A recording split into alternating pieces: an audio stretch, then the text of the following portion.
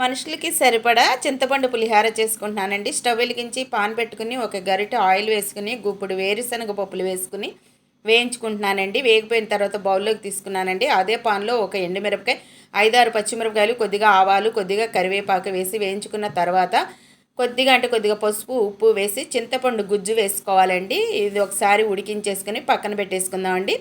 ఉడికించుకున్న అన్నం తీసుకుని ఒక డేషన్లోనికి వేసుకుంటున్నానండి.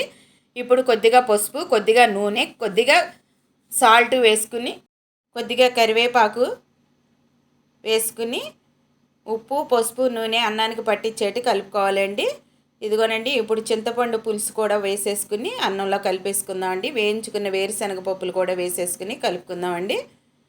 ఎంత కలిపేసిన తర్వాత కొద్దిగా నెయ్యి వేసుకోవాలండి. చాలా టేస్ట్గా ఉంటుందండి చింతపండు పులిహోరలో నెయ్యి వేసుకుంటే. కలిపేసేసుకుని తినేయటమేనండి. అంతేనండి, చింతపండు పులిహోర అప్పటికప్పుడు రెడీ అయిపోయింది.